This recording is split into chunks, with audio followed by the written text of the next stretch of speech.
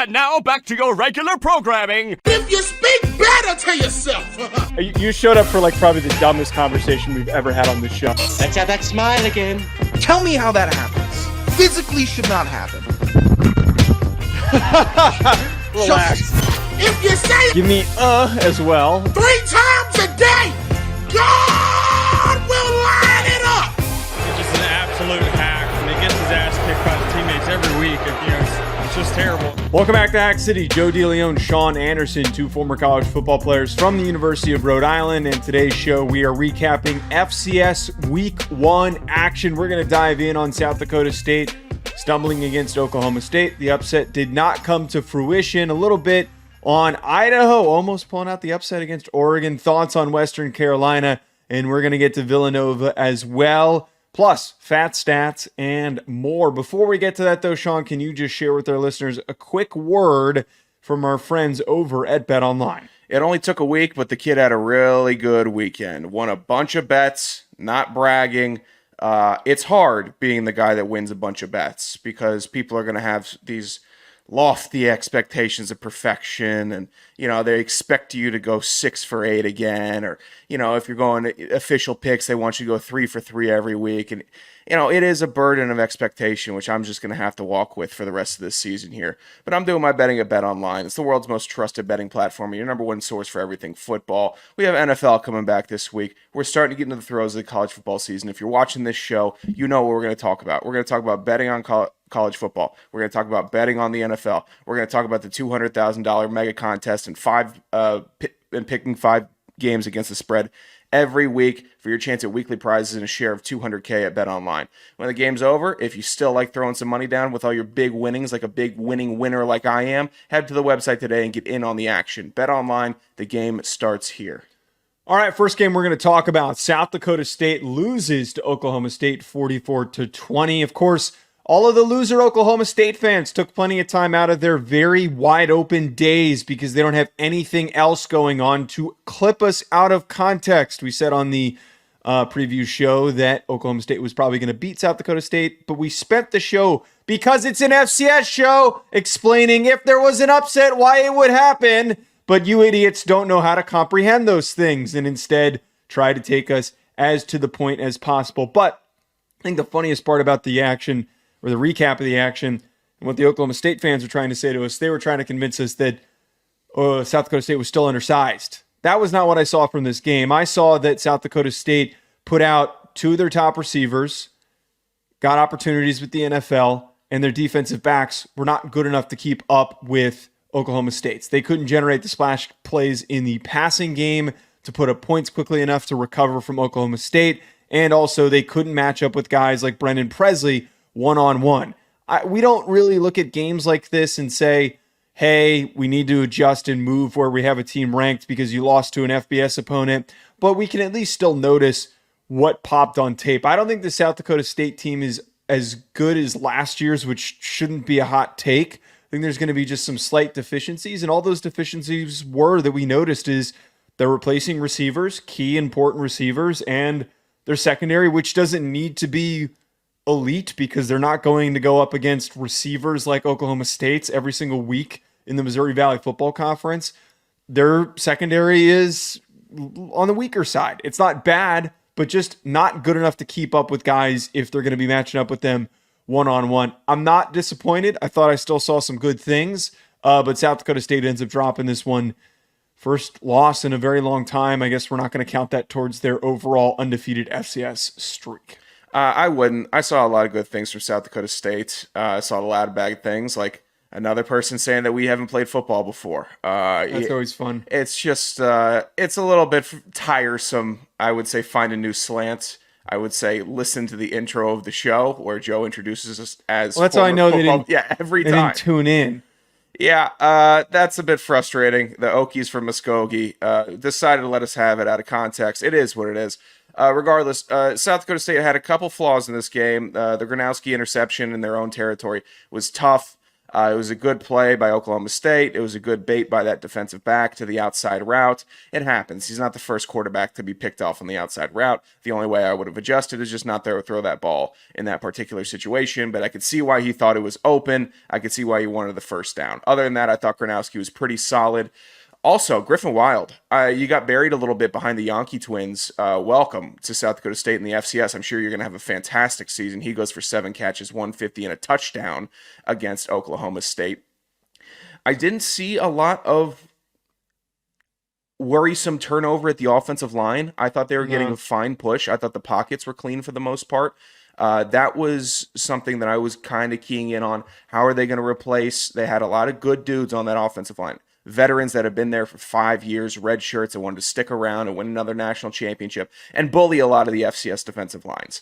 And now you go from that to playing Oklahoma State in week 1 with new offensive line. How's it going to hold up? I think they did okay. I genuinely did. Amar Johnson, their leading carry, still had 9 carries, 73 yards. Would have loved to see them run the rock a little more, but I understand the situation being down. You have to throw the ball. You can't be as balanced as you want to be. Yeah, again, we got to take any performance against a Power 4 opponent with a grain of salt. I thought that there was potential for the upset to be had.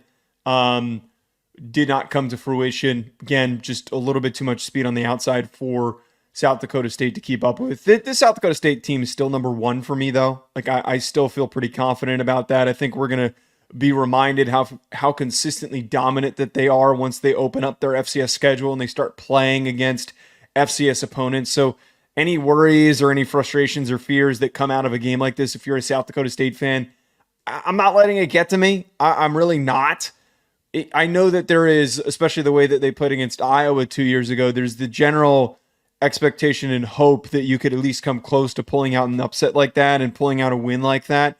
But at the same time, again, in the NIL era, it's tough to have fully rounded position groups at every single position group that can completely match up with teams that can throw the ball like Oklahoma State can. I would say so. And it's also week 1. Week 1 in the FCS is really tough to judge. And it's hard to make a poll because how much do you want to weight wins and losses versus P4 opponents versus G5 opponents? Not a lot of FCS on FCS action. So, you could still learn a lot from this week and make judgments, but it's always one of the more frustrating poll weeks because we're not truly into the throes of FCS football yet. Another game that caught my attention was the performance that Idaho had 24-14 against Oregon. This game was close. It was down to the wire. And just like we're not going to take too much away from a wide open loss, we're not going to take too much away from an almost upset because sometimes these things sway rapidly in the other direction. That the minute they start playing FCS teams, they might end up stinking. But I'm not going to say that with Idaho, though. I think that the one thing that was really, really nice about this Idaho team, they were getting some really easy push on that Oregon offensive line that's supposed to be one of the best in the country. Don't know so much about that being true about Oregon after that game, but for Idaho to be able to collapse pockets the way that they were, to generate the pressures that they were able to do. They also had some nice spark plays in the passing game on some simple, easy throws. I think this Idaho team, I doubted them. I had them super duper low on my original ballot. I bumped them up just a hair after this game, but they looked where they needed to be impressive, which is on both lines of scrimmage. That is always the thing that I come back to because of how hard it is to recruit both of those lines of scrimmage in the FCS. Yeah, Idaho had a little bit of the chaos factor going for them. Good trick play touchdown, and being Idaho versus Oregon, and Oregon with all these expectations, a 24-14 finish is surprising to the general public, to say the least. Additionally, Idaho gets 3 sacks against a good Oregon offensive line. 3 sacks, huge. For FCS defensive line, linebackers, however you want to scheme it, that's big for Iowa. That lets me know that defense is going to come firing. Maybe it was Oregon's scheme. Maybe their slides weren't good. You're getting put on an island. Regardless, that's huge for Idaho, showing that you can hold what is expected to be one of the best offenses in the country at any level this season at 24 points. stellar performance from the guys. I'm not just trying to grease up Rack and Chester and all those maniacs, but it's going to be a fun season for the Vandals. I'd love to see how Jack Lane develops a little more. 11 for 25, don't necessarily love that. 168, don't necessarily love that. A touchdown, good. A pick, not so good. But again, week 1, can't read too much into it, especially given the quality of opponent that they played. You know, Giovanni McCoy, who had a pretty good game against, who did Oregon? I think Oregon State played Idaho State. He had a pretty good debut game as the starter for Oregon State, but they're trying to reset at a lot of positions, and I love the intensity from Coach Eck. I think that he is really going to keep this team at a high floor level. I don't know if they'll ever really push into that South Dakota State territory just yet and how long that might take. We saw how long it took for South Dakota State to accomplish that. But I got to give Coach Eck a ton of credit because my immediate assumption was roster turnover was going to result in struggles, but instead they stepped up to the plate. Another team that stepped up to the plate, Sean, was Western Carolina, who apparently we were sleeping on. The Fighting Heaths, 38-21 loss to NC State, but that does not properly depict the outcome of this game and the way that it was played because they were pressing them the entirety of it. They were really, really close until that fourth quarter. Cole Gonzalez, man, I was really blown away by how impactful he looks and how much more impactful he looks after last year when he was already one of the better quarterbacks in FCS football. It's one of those factors where when you're watching a game, and we were flipping between that and the NDSU game on Thursday, when you're watching a game and you see a team and you just know, oh, this is a top FCS team. They've got some big offensive linemen that are bigger than you'd expect. They've got some just massive hogs up there up front. And the splash plays and the rushing ability that Gonzalez brings to the table, that to me checks a lot of boxes. I think that they're going to be a slow riser throughout this process. I think that they're going to continue to stack some wins. I'm not going to immediately overreact after week 1 because I don't like to do that for anyone who's going to get mad at me for not shooting them up into the top 10. But I really like the game that they had because that was a really, really impressive hard-fought battle. You know who's going to get mad at you. But, it's interesting. Heath likes us a little bit more. So what's interesting about this game is that 38-21, it's a fine score for Western Carolina on paper. The game was closer than 38-21. Watching this game, it was knotted up in the fourth. Cole Gonzalez, impressed with your composure. Leading passer, leading rusher, stepped up in a game against a Wolfpack team that has expectation this year. They're not supposed to be some layover team that is just okay in the ACC. No, they have expectation, and you guys showed up and showed out a little bit. I loved how the defense was swarming. The defense was hitting, too. No fear of NC State. Why would you have fear? You're a good team. You're Western Carolina. You stepped up last year and made some waves. I like it wasn't just, at least right now, seeing it, a flash-in-the-pan FCS team situation just because you had a really good quarterback and running back. No, it's carrying on. There's a bit of a tone to this team, and I'm excited to see how it develops for the rest of the year.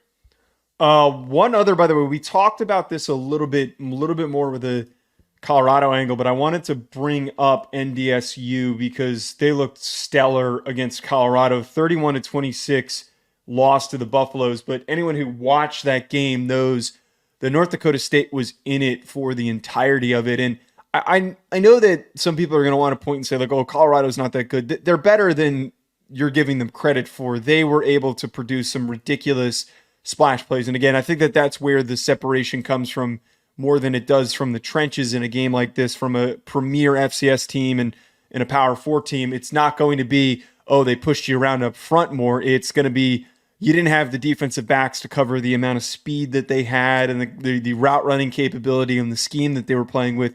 Shedeur Sanders carved up NDSU, but what frickin' stood out to me was two massive things that looked starkly different from last year. Their defensive line is freaking mauling and aggressive, and they're going to pressure opposing quarterbacks. They're going to get in people's faces. And Cam Miller looks so much stronger than he did last year. I feel pretty confident in him. I always watched him, and I always thought, yeah, it feels like we're 3/4 of the way there. The decision-making, the questionable plays that he makes at times throughout games, he doesn't always step up to the plate in big moments, but I saw a very different version of Cam Miller where he was stepping up to the plate, where they needed him on third downs to make big plays, to produce, and to convert where they needed him to. I wish they could have finished, but the scheme felt like it was really beneficial to his skill set and just the general offense's skill set. I think that NDSU is going to be, and I understand now, I really understand now why some folks were having them ranked as the number one team. They actually, I will go as far as to say, they were the most impressive FCS team that I watched this weekend out of any team. I don't think that's unfair to say. And if Cam Miller plays with this attitude that he showed on Thursday night versus Colorado, and I'm sure there was some extra motivation, national TV, it's Colorado, you know you have millions of eyes on you, you want to show out a little bit. But if he carries that attitude through the rest of the season, they will be world beaters again. He was impressive. It was a brand new version of Cam Miller that I had seen, not from the technical passing standpoint, and some of it from that. His arm looked stronger. His decisions looked quicker. But the tone that he had running the offense, it felt like a truly a field general and not Cam Miller game manager, which we had been used to seeing, and he was good at. We weren't going to be on this show and say, oh, he can't manage a game. He can't get wins with North Dakota State. No, he can, and he has. And we've seen him do that from that perspective. But versus Colorado, he looked like a general out there, commanding the offense when he needed to make a play, and North Dakota State needed some momentum. He got that for them. That's what great quarterbacks do, and that's what quarterbacks that improve every single year do. Really impressed by him, genuinely, seeing that his growth from, okay, we're going to kind of just have you running the ball, you're a big body, you got some good juice in your legs, to you're running this show on offense. We need you to step up, and he did. Last game that we're going to get to as we run through some of these scores. Villanova staves off Youngstown State 24-17. Connor Watkins, not his typical passing performance, 6 for 17 for 90 yards, but he does rush for 107 and 2 touchdowns on 10 carries, so that's not that out of the ordinary. Receiving quality for Villanova seems to maybe need to catch up a little bit, but a hard-fought win as this game was tied going into the fourth quarter, and the separation came late in the game for Villanova to take that 24-17. Oh, no, it wasn't tied. I'm a dumbass. It was Jesus Christ. 24-17, though. They took that final separation late. No, wait, it was tied. Why is my math off? Why am I overthinking this? I don't know what you're doing here. I don't know what I'm doing. I'm completely misreading. I had it right from the notes that I had, and then I looked over at, I had the box score pulled up just so I had the stats right. I let myself overthink this, but regardless, strong win for Villanova to start the year. I always think it's beneficial to get one of those difficult wins out of the way early, because it's always going to be a momentum builder as you eventually are going to enter into CAA play. This may be the year of the dual threat quarterback in the FCS, as both Bo Brungard and Connor Watkins. Singular threat if he's just running. Well, yeah, hold on. They both lead their respective teams in passing and rushing yards. I do not love 6 for 17 for Connor Watkins. I really don't. I think that you need to get in double-digit completions. I think that 17 attempts with that dude is crazy to me. And I 10 carries, fine. I don't like that pitch mix, is just how I'm going to describe it. It does not feel balanced. In a tight game versus Youngstown State, you have to be better passing the ball. You just do. Youngstown State has a defense that you can't. That's been always competitive. Maybe they're a little bit better this year.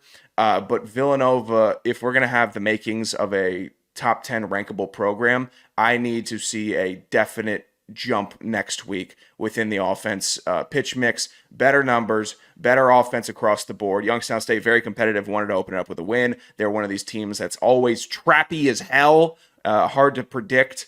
But it should have been a definitive win for Villanova this week. It wasn't good for Youngstown State, but I need to see some definitive growth next week before I start getting worried about this Wildcats team. Before we get to fat stats, just a couple of quick risers and fallers from the week. My riser, which was a team that I brought up a second ago, I'm going to keep coming back to Western Carolina. I thought that they were rankable and they were a good team, but to see the way that they fought against NC State was extremely impressive. And then a faller, which is just beyond pathetic, Samford was a team that was receiving votes, loses to West Georgia 38-29. I mean, that's just lame that's how Samford opens the season. I don't know what it is. Samford lately, the past couple of years, just seems like they're kind of a dead body lately, that they don't really want to show up in these difficult, or not even difficult games, but in early season games where they need to establish a foundation. 38-29 loss to West Georgia is very disappointing. Yeah, I would agree. I had two risers. Abilene Christian, fantastic game against Texas Tech. One of the games of the year, and unfortunately, there was other big games happening at the same time, so there wasn't as much coverage. Hell of a game from ACU. Definitely a riser. Entered my poll this week. That is impressive enough to get in my top 25, especially in week one. It's also week one. And Central Arkansas, down to the wire with Arkansas State. Arkansas State hasn't been like some big deal monster of the G5. But close enough game, hard fought, and Central Arkansas showing some life. Fallers, I don't really love Fallers in week one. I guess technically the biggest fall on my poll would have been Alabama State, just because they lost to NCCU in their first matchup. FCS. I'm always going to weight that higher than a FCS FBS loss. So in the land of technicalities, it would be Alabama State for me, even though they still retain in my top 25. All right, Fat Stats, what do you got for us? Let's kick it off with the man of the hour, North Dakota State quarterback Cam Miller, 18 for 22 passing, 277 yards, 1 pass touchdown. He also rushed the ball 16 times. I'd say 4 times too many. 81 yards, 2 rush touchdowns versus Colorado. Next up, Stephen F. Austin quarterback Sam Ficken, 8 for 8, perfect on the completion percentage, 288 yards, and 5 passing touchdowns. Over half of his attempts went for touchdowns. Good for you, Sam Ficken. Eastern Washington had 2 on the list this week. 2 players making it fat all over the FCS. Quarterback Akoa Vesperis, 25 for 28, 275 yards, 5 touchdowns, and his leading wide receiver, Efton Chisholm III, 12 catches, 173 yards, 2 touchdowns. I'm super high on that EWU offense this season. UNI running back Ty Edwards, thank you for tagging us on Fat Stats. If you're listening, you got a player that you think should be on Fat Stats, feel free to tag me or Joe on Twitter and get him on our radar. Ty Edwards, 15 carries, 174 yards, and 2 touchdowns over the weekend. Central Arkansas running back Shunderick Powell, next up on the list, 15 carries, 176 yards, 2 rushing touchdowns. He also caught the ball 3 times for 50 yards against Arkansas State. Lastly, but not leastly, Abilene Christian quarterback Maverick McIver. Great football name. Great 36 for 51, 506 yards, and 3 touchdowns versus Texas Wait, you Tech. told me his name wasn't MacGyver. I asked you, I'm like, is his last name MacGyver? And you said- McIver. I'm not doing MacGyver. He's MacGyver. He's MacGyver. Who do you like off this? Who's your Fat Stats winner right Well, now? first of all, Stephen F. Austin, what they did to that poor commuter. I don't even. It's like a school for the blind, North American. What they did should be illegal, and I'm not going to give Sam Ficken the love that you're looking for. I mean, it's insanely impressive efficiency. That 8 for 8 for 280. That's just a dick thing that you were doing. That you were clearly just trying to run up the score or early as quickly as possible. Stop scheduling North American. Stop scheduling North American. Please, for the love of God, stop scheduling these NAIA schools. It is not comparable to a Power 4 school scheduling an FCS opponent. It's not. I know that you only won 177-0 or whatever it was, but you had to change the rules of the clock in order for this game to not get into the 150s. So I don't want to freaking hear it. I got to give it to McIver, though. I mean, that is an elite football name, elite stats. He didn't have any turnovers? No turnovers. I mean, that is just a goofy stat line. I got to give it to McIver. And again, great football name. Almost pulled out that upset against Texas Tech. That Texas Tech secondary, I guess, is Swiss cheese that they can't stop a gunslinger like MacGyver. You know what? You're calling out North American, but we're going to lose important rivalries like Stetson versus Ave Maria if you keep up that tone. Is that a school? Is that you're messing with me? They played that week this weekend. Don't. That's not even fun. Well, Joe looks up a commuter school. Oh my God. They only won 41-3 also. I'm picking Maverick McIver, quarterback Abilene Christian, as my Fat Stat winner of this week. Fantastic game, especially given the spotlight of a Big 12 team that has been very competitive over the last year with a top 10 running back in the nation. So way to be, McIver. Fat Stat number 1. This is a joke. Ave Maria is, here we go again down the me poorly reading a Wikipedia article as quickly as I can on the show. I mean, this was founded recently in 2004 speech. Monaghan, who's the founder, expressed his wish to have a new town and university campus be free from premarital sex, contraceptives, and pornography. This sounds like a blast. This sounds like a really fun time over there. You'd think the team would be a little more fired up then. I would argue the opposite. There's probably some sort of what's the word I'm looking for? They're probably God damn it, what's the word I'm looking for? I don't know where you're going with this. I'm not going to start guessing. Okay. Chemically castrated. There we go. Okay, They're probably some sort of Jesus. chemical castration. God, we're firing on all. I haven't had coffee in over a week, and I couldn't be operating on a slower pace than I could be, and it's pissing me off. 2011 was the first time that they played football. I don't know what level they are though. Like, are they're NAIA? For the love of God, please stop scheduling these teams. You only won by 40 points. That's pretty pathetic. You need to win by 100 every single time that you play one of these programs. Stetson, get it together. At Joe DeLeone, at Sanderson Radio, at Hack City Pod. Thanks for tuning in. Hit the subscribe button, leave us a 5-star review, and let us know why you love the show on Apple Podcasts. We will talk to you later.